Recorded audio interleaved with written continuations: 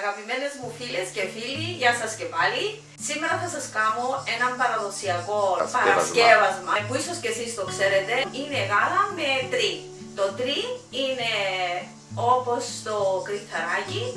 Το κατασκεύαζαν με ζυμάρι και θυμούμαι που είμαστε μικρές, η γιαγιά μου και η μαμά μου έκαναν το ζύμι και το κόβαμε μικρό όπως το κρυθαράκι και το απλώθαμε στο τσέστο. Μου είχαν δείξει το τσέστο να το ακούσει. Βάζαμε ένα ρούχο και το κόβαμε μικρό, το αποξεραίναμε, αλλά φτιάχναμε και εκείνη την ώρα μαζί με το γάλα και θα σας δείξω τη διαδικασία. Φίλες και φίλοι μου, θα σας δείξω πώς φτιάχναν οι γιαγιάδες μας το τρί, ένα από τα μακαρονάκια που έφτιαχνα. Τα υλικά μας είναι πολύ απλά. Εγώ έβαλα λίγο για να σας δείξω. Είναι ένα φλιτζάνι χωριάτικο αλεύρι, λίγο αλατάκι και νερό. Από τη βρύση το νερό. Θα βάλουμε το αλατάκι, πάντα βάζουμε στα αλεύρι μας λίγο αλατάκι για γεύση. Αυτό είναι. Okay. Και θα το ζυμώσουμε με το νεράκι. Βάλουμε λίγο το νερό. Έβαλα ένα φλιτζάνι περίπου.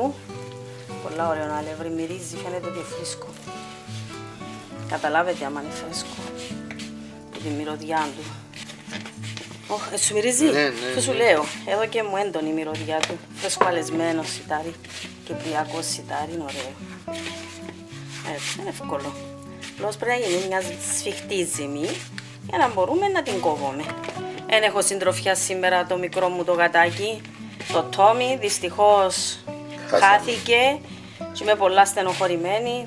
Αφήνουμε το λίγο, ξεκουράζεται. 5-10 λεπτά. 5-10 λεπτά να το αφήσουμε να ξεκουραστεί και θα το δείξουμε που θα το κόψουμε. Πώς το κόβουμε και ή το χρησιμοποιούμε έτσι αμέσως ή αν δεν το θέλουμε αμέσως βάλουμε το στον ήλιο και στεχνώνει. Αν να βάλεις ακόμα λίγο αλεύρι για να σφίξει, βάλει. Ωραία. Το αλεύρι του. Όχι, είναι απιθανό. Πρέπει να σφίξει για να το πιάνεις έτσι. Αν μπορεί να κόφκεται. Δεν το κόψε Μιχαλή. Κόφκεις ένα κομμάτι να το φορεί η χούφτα σου. Μάλιστα. Έτσι. Βάλεις το στη χούφτα σου και κάνεις το έτσι. Θέλει ένα πασκόλιο. Μάλιστα. Είναι οι γιαγιάδες που το κάνουν να συντούτο. Κάθουν το σπίτι και κάζουν τα. Οι αιμονατσές τους. Οι αιμονατσές τους αποσχολιούν τα. Περνούσαν την ώρα τους. Εμείς δείχνουμε το τώρα, απλώς είναι παραδοσιακό. Άρα έβαλες μια μαντιλιά πάνω σε ένα τσέστο. Το τσέστο. Μάλιστα. Και τώρα το κόψεις έτσι. Εμείς όμως στη συνταγή μας τούτη βάλαμε τα γιοτέλες. Το Μιχαλή. Ρίχνεις το έτσι. Σαν κρυθαράκι. Σαν το κρυθαράκι, ναι. Μπορεί να το κάνουμε και πιο μεγάλο.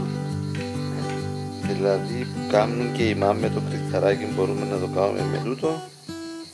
Το δοκίμασα, να το δοκιμάσω όμως. Θέλεις να έχεις χρόνο, άμα δεν ξέρετε να κάνετε, μπορείτε να ασχοληθείτε να κάνετε το τρί. Αν ήταν οι εγγονές μου μαζί μου ήταν να τις βάλω. Δεν τους αρέσει. Παναγία μου, παιχνίδι είναι καλή. Αλλά είναι ευκαιρία να μιλήσεις πολλά πράγματα με τα μωρά παίζοντας. Πώς ονομάζεται τώρα το είναι γαλότρι, έτσι το έλεγαμε, είναι γάλα με τρί.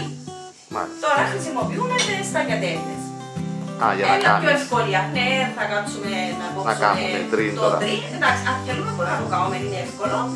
Αλλά τώρα χρησιμοποιώ τις ταγιατέλες, είναι πιο ευκολία να το κατασκευάζεις. Άρα είναι ζυμαρικό. Είναι ζυμαρικό, μεγάλα, σαν τι που χρησιμοποιούμε το πρωί τα δημητριακά.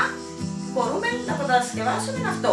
Το καλότρι. Το καλότρι. Εγώ στα παιδιά μου το έκανα και το κάνω, όπως κάνω το ριζόγαλο, το κάνω και τούτο. Και τους αρέσει πάρα πολύ. Ωραία, με τα υλικά. Και θέλω να το βάλω για να μην ξεχνιέται η παράδοση μας και τι μας έκαναν οι γιαγιάδες μας, οι μανάδες μας και αρχίζουμε. Πρώτα, τα υλικά μας πέρα. Τα υλικά μας είναι η ταγιατέλα, θα την ανοίξουμε βέβαια, δεν θα την αφήσουμε τόση. Εγώ θα βάλω 1,5. Αν το θέλετε με πιο πολύ ταγιατέλα, θα το κάνετε την πρώτη φορά, θα το δοκιμάσετε και θα βάλετε πιο πολύ. Μισό λίτρο γάλα, είναι 2 γεμάτα φλιτζάνια γάλα, φρέσκο.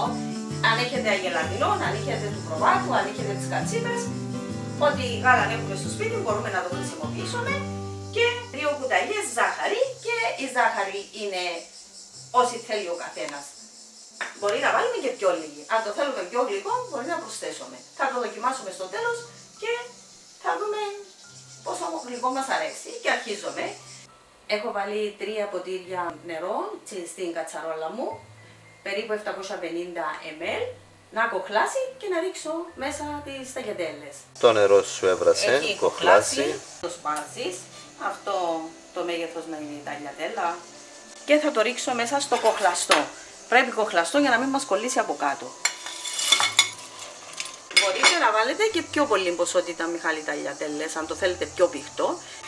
Το ανακατεύουμε και θα το αφήσουμε να ψηθεί τα ταγιατέλε μας. Τέλεια. Δηλαδή 5-6 λεπτά.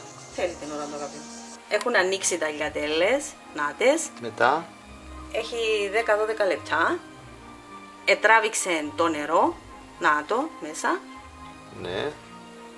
Τι είναι που να κάνουμε τώρα. Μόλις τα δοκιμάσω και εδώ, αν έχουμε χρόνο, μπορεί να τα αφήσουμε και λίγη ώρα έτσι, να το σβήσουμε και να το αφήσουμε να ανοίξει ακόμα λίγο. Φίλες μου και φίλοι μου, οι ταγιατέλες μου έχουν ψηθεί, τις έχω δοκιμάσει. Παίρνω μια και τη δοκιμάζω. Έχουν περάσει 12 με 14 λεπτά. Θα βλέπετε να μην σας κολλήσουν από κάτω και θα ρίξω το μισό λίτρο γάλα. Κρύο γάλα, το ρίχνουμε μέσα. Και είναι 2 κουταλιές ζάχαρη. Αυτό όσο θέλετε εσείς. Και θα το ανακατέψουμε και θα το αφήσουμε να κοχλάσει. Όταν κοχλάσει θα είναι έτοιμο. Αυτό είναι όλο. Είναι ένα ωραίο παρασκεύασμα και για το πρωινό μας. Αλλά αν θέλουμε κάτι να φάμε τη νύχτα και θέλουμε κάτι ελαφρύ, μπορούμε να γεμώσουμε τον μπολ μας. Μεγαλότερο όπως το λέμε εδώ στην Κύπρο. Είναι γάλα με τρί.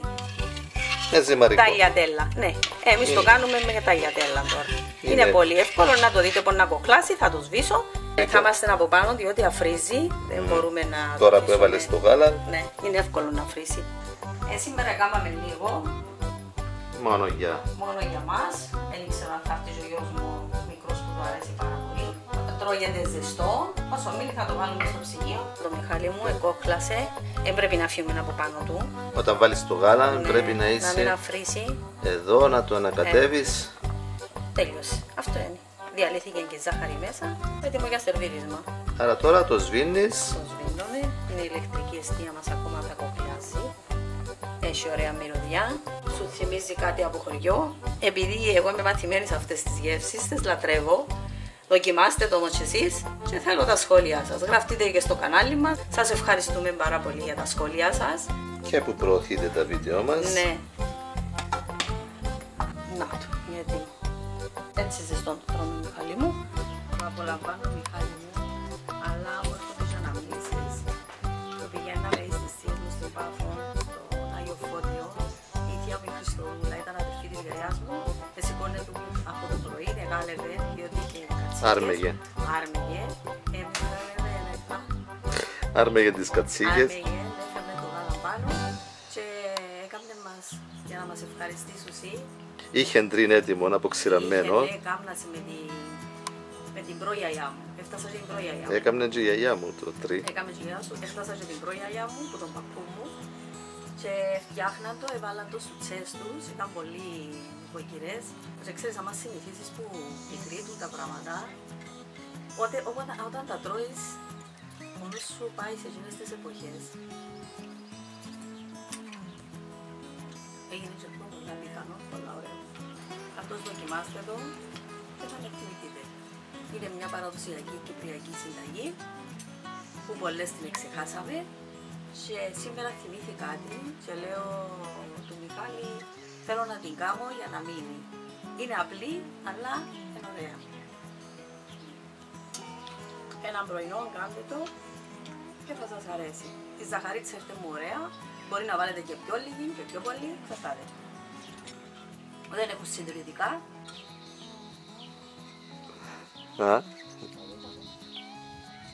Η Ελίζα απολαμβάνει το γαλότριν της. Κάντε το κι εσείς φίλοι και φίλες. Γράψτε μας τα σχόλια σας. Γραφτείτε και στο κανάλι μας. Προωθήστε τα βίντεο μας και να είστε καλά. Ο τσέστος είναι στο κέντρο. Δεξιά και αριστερά κάτω είναι οι τατσές. Κοσκίνιζαν διάφορα προϊόντα. Πάνω από τις τατσές είναι τα τρεπάνια.